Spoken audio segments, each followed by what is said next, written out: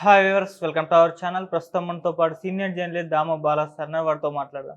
నమస్కారం నమస్తే. Sir. Karnataka deputy CM DK Shivakumar గారితో షర్మిల గారు అండ్ జగన్ గారు ఇద్దరు కూడా భేటీ అయ్యారని చెప్పేసి వార్తలు వస్తున్నాయి సార్. మరి వీళ్ళిద్దరిని కలిపేయడానికే ప్రయత్నం జరుగుతుందని అంటున్నారు. మరి వార్తల్లో నిజమెంతుంది, మరి ఏం జరగచ్చు అంటారు సార్? వీళ్ళిద్దరిని కలిపింది ఎవరంటే టీడీపీ, అంటే తెలుగుదేశం మీడియా. సో నిజానికి వీళ్ళిద్దరు కలవలేదని అంటే కలిసారో లేదో ఎవరికి తెలియదు.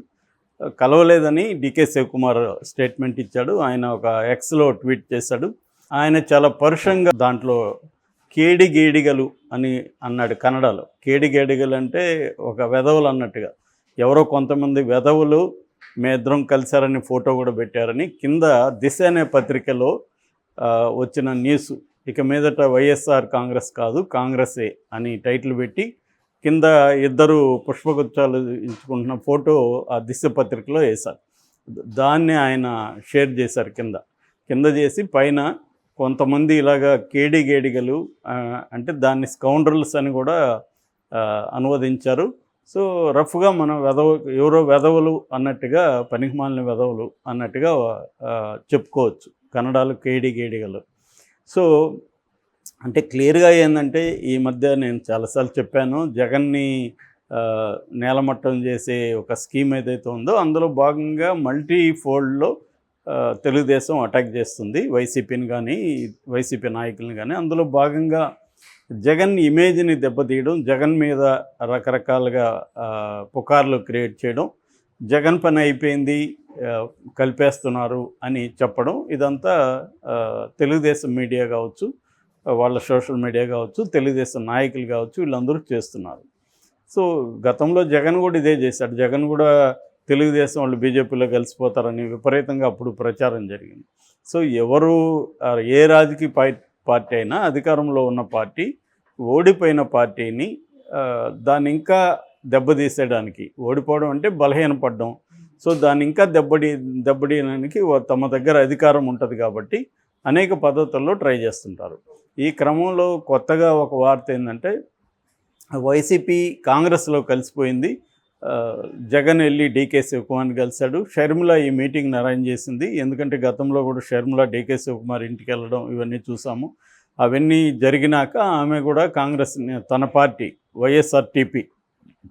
వైఎస్ఆర్ తెలంగాణ పార్టీ దాన్ని తీసుకెళ్ళి కలిపేసింది. చెల్లి కలిపింది కాబట్టి ఇప్పుడు అన్న కూడా కలిపేస్తాడు అని ఒక నెరేటివ్ని తీసుకొస్తున్నారు. సో అందుకని అక్కడ పైగా జగన్ కర్ణాటకలో ఉన్నాడు, బెంగళూరులో యలహంకలో అతని భవనం ఉంటుంది, అక్కడ ఉన్నాడు జగన్. అందుకని అక్కడ ఉన్నాడు కాబట్టి అక్కడికి సో దీన్ని ఖండిస్తూ డీకే శివకుమార్ ప్రకటించాడు. ఎందుకంటే అది అతనికి కూడా ఇదవుతుంది. కాంగ్రెస్ అధిష్టాన నాడ్ లేకుండా అతను వెళ్ళి కలిసే పరిస్థితి లేదు. సో ఇప్పుడు ఒకవేళ కాంగ్రెస్ వైసీపీని వస్తే చేర్చుకుంటుందంటే చేర్చుకోవచ్చు, ఎందుకంటే దాని బలం పెరుగుతుంది ఆంధ్రప్రదేశ్లో. ఖచ్చితంగా కాంగ్రెస్కి అది ఉపయోగమే జగన్ వెళ్ళి చేరితే. గతంలో జగన్తో విభేదాలు ఉన్నాయి, జగన్ ధిక్కరించాడు అనేది ఉంది. ఇవాళ జగన్ బలహీనంగా ఉన్నాడు కాబట్టి జగన్ వెళితే వాళ్ళకి హ్యాపీనే, ఎందుకంటే వాళ్ళు నెక్స్ట్ రాహుల్ గాంధీ ప్రధానమంత్రి కావాలనేది వాళ్ళ కోరిక. దగ్గరికి వచ్చి ఆగిపోయింది ఈసారి. అందుకని నెక్స్ట్ ఆంధ్రప్రదేశ్లో కనీసం కొన్ని సీట్లన్నా జగన్తో ఉంటే వచ్చాయి. ఎందుకంటే జగన్కి సొంతంగా 4 వచ్చాయి కాబట్టి ఇప్పుడు ఎంపీలు ఒక 10 దాకా నెక్స్ట్ ఆంధ్రప్రదేశ్లో తెచ్చుకోగలిగిన. ఇక్కడ కర్ణాటక ఉంటుంది, కేరళ ఉంటుంది, ఎట్లాగో తమిళనాడు కేరళలో వాళ్ళ మిత్రపక్షాలు ఉన్నాయి కాబట్టి సౌత్ ఇండియాలో గట్టిగా పాగా వేయచ్చు అనేది కాంగ్రెస్కి ఉంటుంది.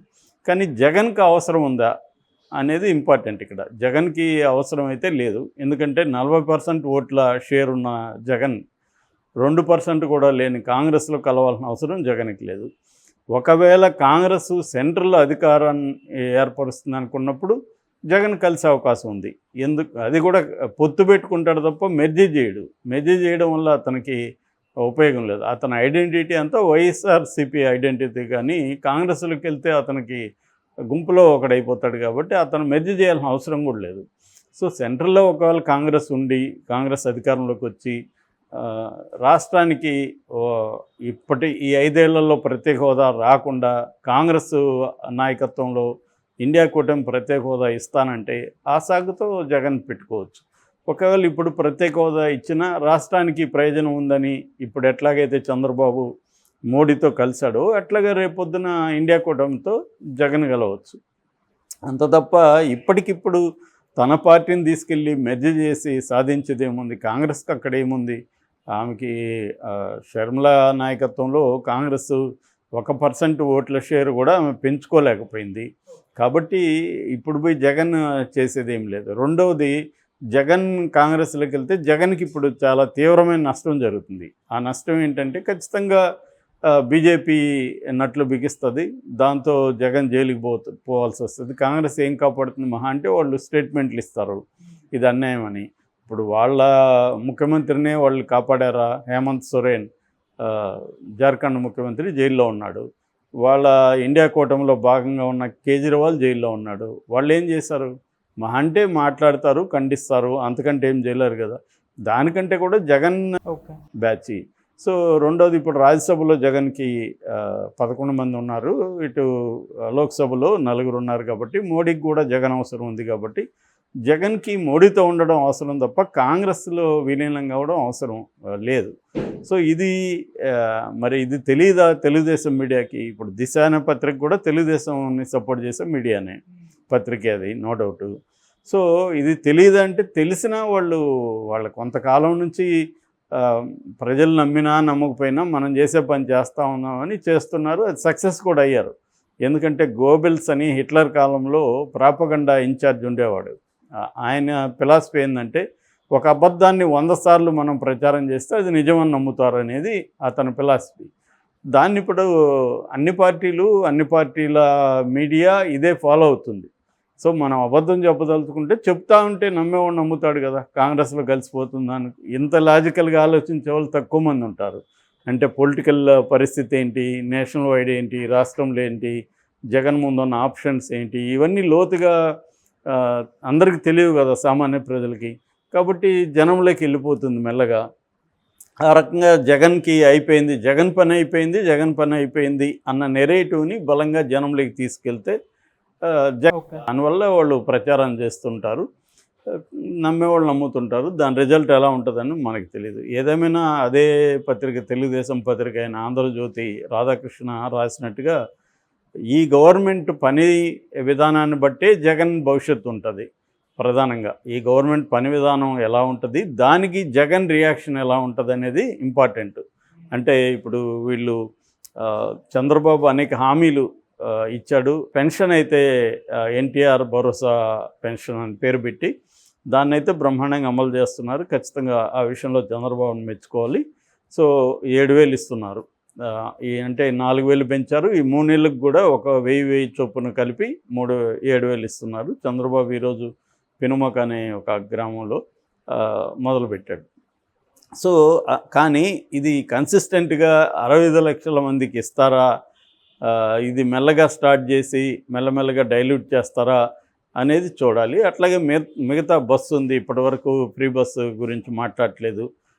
అట్లాగే వాలంటీర్స్ విషయం ఆల్రెడీ ఎమ్మెల్యేలు కొంతమంది ఏమో వాలంటీర్లు అవసరం లేదనేది మొదలుపెట్టారు మెల్లగా. సో క్లియర్గా వాలంటీర్లను పక్కన పెట్టేది కనిపిస్తుంది.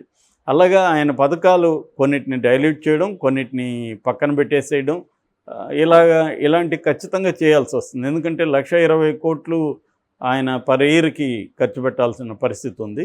సో బడ్జెటే 3 లక్షలు. మిగతా ఉద్యోగుల శాలరీలు ఇవ్వాలి, రన్నింగ్కి ఇవ్వాలి, అమరావతికి కట్టాలి.